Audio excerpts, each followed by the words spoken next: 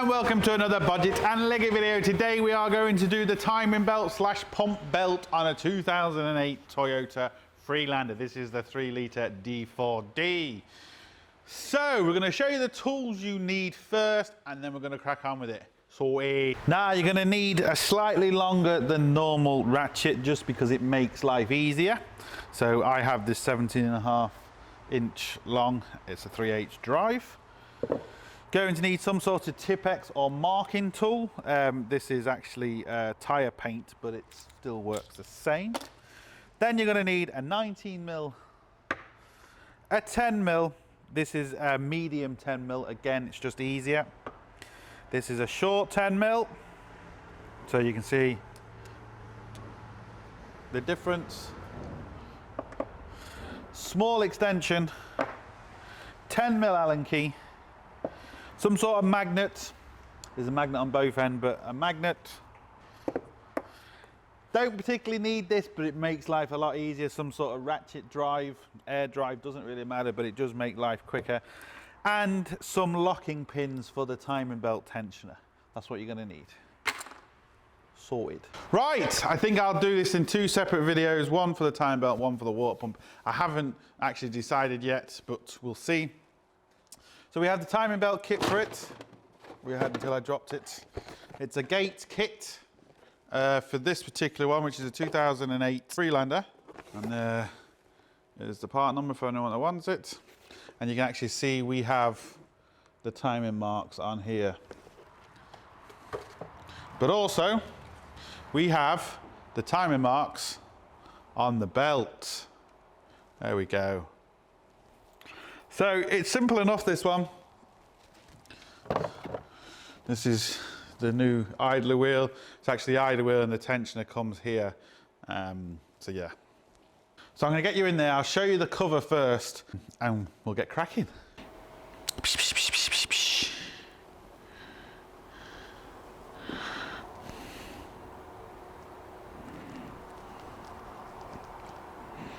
Right, what you can do is you can disconnect all this, take out the radiator cowl and actually take off the viscous fan, which would make things a little bit easier, but I have done it without doing it. We'll just see basically what I decide to do on camera. It might just be easier.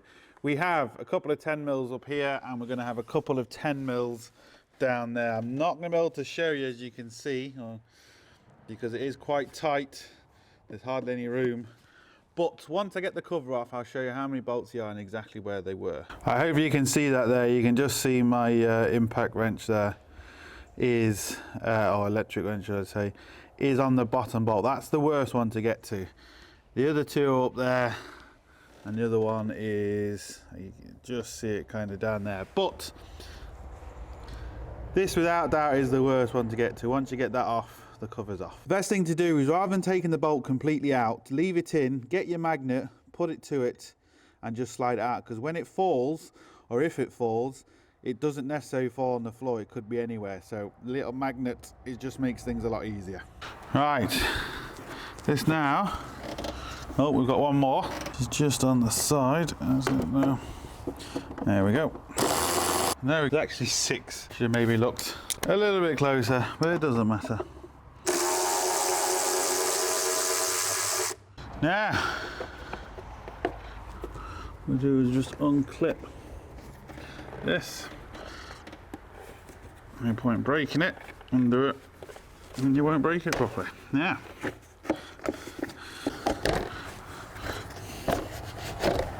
and there we go, one cover off.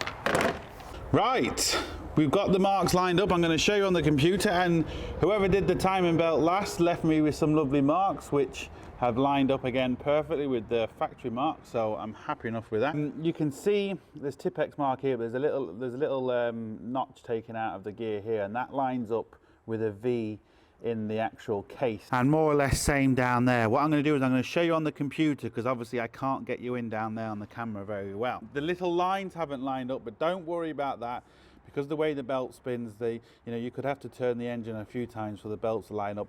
If the guy didn't line them up originally, well, then they're never going to line up, so don't worry about that. I'm going to put them on, but it's not the end of the world. So I'll show you on the computer what the marks should be and where they should be. Right, this might be a bit glare, but as you can see, that's the little V I was talking about on the actual plastic casing. That's the top mark, lines up with that. And the bottom mark, there's a little tooth in the bottom pulley, and there's a little notch just after it or before it, and there's a little triangle again. Once you've got them marks up, also double mark it with Tipp-Ex, and then you can't really go wrong. So that's what it looks like. And that's what we have here. So what I'm going to do, again, you're not going to be able to see. I'm going to take off the bottom. Well, I'm going to mark everything. I'm going to freshen up these Tipp-Ex marks first.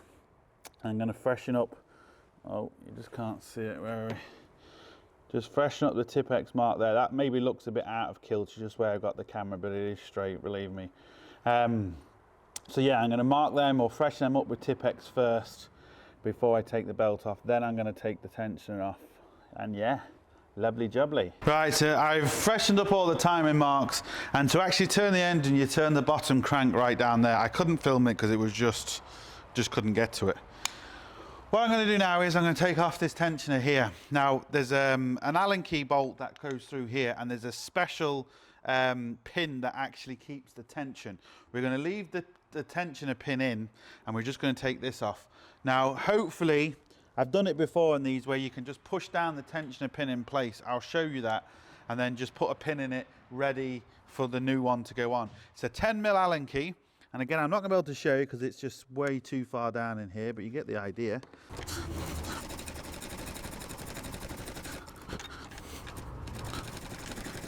Now, there we go.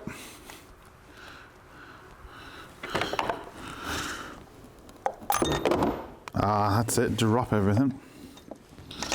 Now, there's the old tensioner. Oh, that sounds bad.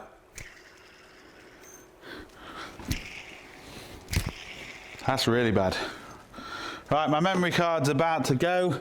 I'm going to find this bolt, dump some stuff off my memory card, and we'll continue. Right, so just going to slide this off.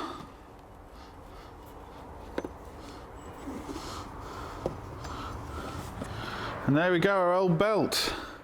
When you squeeze it together is the only real way of telling what a timing belt is like. And this one is just worn. You can see kind of the marks on it. It's not bad by any stretch of the imagination, but it's worn, so time to replace. This is when it's a good time just to measure it up. Now, if it happens to have the same belt, which it does, and all the numbers match, which they do, you know you're good to go. Now, one thing I did notice is, I don't think this is the original one. This is the Toyota original one. They didn't change. If I spin that next to my microphone, there we go. Really quite bad. Get the new one. Well, you can't hear the new one at all, obviously, because it's new. What I want to do first is, before I actually put down, I want to push this pin down. That is a washer on the back of there. You don't want to forget that. Very important. Right, you can just see down there, this is what I'm talking about. If I get my hand in here, this is what actually keeps the pressure on there. You push that pin down. If you put nice even pressure on that pin, it will go down really easy. And then we shove a pin through here and we keep the actual main pin down. And then when we come to tension, we just pull the pin and it tensions itself. It really is as simple as that.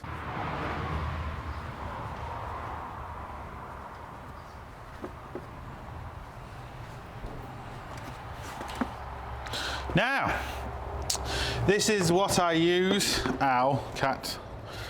I know I'm going to get it if I don't say it. It's a beta kit. This is my timing belt kit. And in this particular kit, that's the part number if you want to go and have a look at it. It was quite expensive at the time, but it has these fellas in.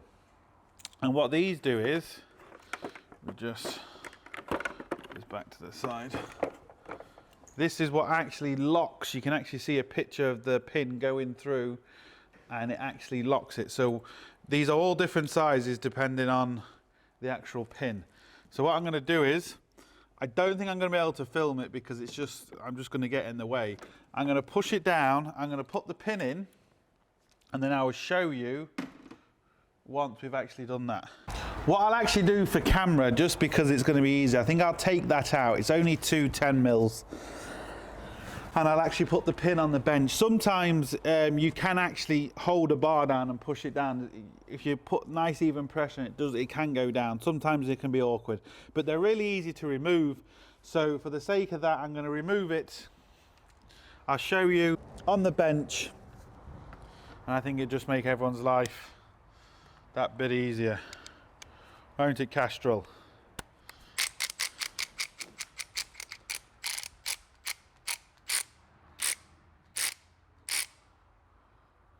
Snap-on v Cat, who wins? Right, there we go. As you can see, we have a hole all the way through the body and a hole through the top pin. I'm just going to put it into my vise. There's no point me showing you it. I'm just going to press that pin down, put the locking pin through it. Once I've done that, I'll show you. It's simple as that, really. Right, to be fair, you wouldn't push this one back down by hand. It was really quite tight. But as you can see, I've put the pin in. Now, you do have to be careful. Don't push the pin all the way through because it's harder to pull out. You just want it in just so it's right at the edge. And when I pull the pin out, it will lock, it will put tension. It really is as simple as that. I'm going to put this back now. Again, I can't show you. It's just two 10mm bolts.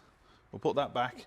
Once I've done that, I'm then going to put back the actual tensioner bolt, which is there. Once I've done that, I'll turn the camera back on and we'll continue. Right, just give you an idea what that looks like. You can see the pin across it. That's ready to go. And yeah, next thing is this fella. But remember, our washer. So it's very important not to forget a washer. We'll put that on next. Right, we've got that in, and it's very important you have that washer in. It's not so much a spacer, but it acts, because obviously this has to be, even though this bolt is tight, this still moves, because this tension constantly keeps changing depending on how worn the belt is and all sorts. So it's important to have that washer in, to have this movement in here. This has to be free, but the bolt has to be tight. To torque them down to factory specs, depending on your vehicle, they are different, so get your factory specs right first. Now we can put the belt on. Now try and get as close as I can. I'm going to line up this mark with that mark and the bottom mark with the bottom mark. You won't be able to see the bottom one, but you're going to get the idea. So we kind of need to get this on first. I'll actually put the bottom one on first, I think, so to get this, because the bottom one's got kind of a lip on it. It's hard to show, but you'll see once you're doing it. Even kind of get it close anyway, because depending on where that sits, that's, get that in. It's a bit fiddly, especially when you're doing it on camera. Oh, that's it, I've completely gone off it now, which I didn't want to do. Right, let's get that. Just kind of rest in there. Over, under and around. Now, there we go, people. There we go. Put on the mark there, that's our timing mark. Our timing marks haven't moved from the bottom. And we can just, can you see? Oh, I want camera focus. You can just see the bottom mark, and that's in the right place. Focus, camera. Right, we're taut between here, and we're really loose between here, which is good. All I've got to do now is pull the pin. As simple as that. If we can see a bit of light down there. Now, hopefully you can see that. I pull the pin. There we go. And restore that belt jump. Now, we make sure we haven't moved on our marks, which we haven't there. And we haven't down there. So I've got to turn this twice by hand. Do not start it. Whatever you do, do not start it. Turn it by hand. Make sure it turns. If it doesn't turn, there's a problem. And then start it. The bottom pulley is right down there. It's awkward to film. So I'm going to turn this at least twice by hand. And then we'll know if we're okay. We'll know if the marks haven't slipped. We'll know if the timer belt's tensioned right. We'll know absolutely everything. Once I've done that, we'll turn the camera back on. Right, there's our old mark on the actual pulley, and here's the mark on the timing belt. It has moved, but you'd expect that, so don't worry about that. It could take, you know, I don't know how many turns to get everything to line up again perfectly, but our marks still line up. Everything is still fine. We can tell by this mark here and the mark down below that our pump and everything is still perfectly timed. Good thing after you've also turned it is just make sure the tension is okay. Make sure it's not too loose, it's not too tight. That all feels good. We should now be able to start this and see what it's like. Now, like I say, this, to be fair, this is only the timing pump, really. If this doesn't start, it's just because the pump's off. You're not going to do any damage to the engine. It's not like a bottom crank and a top crank, or cam, so don't worry about that. If it doesn't start, you know you've got a timing issue somewhere, but it's not going to do any damage. Even if you do a timing belt and you turn it by hand and it doesn't lock, even if it's off and it doesn't start, you won't do any damage because it hasn't locked. That's why you have to turn it by hand. It's important to turn it by hand. So we're going to fire this up, see what it sounds like, and yeah.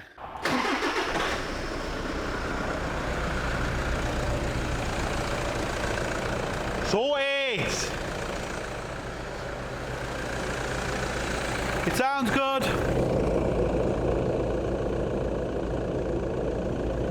Everything looks good.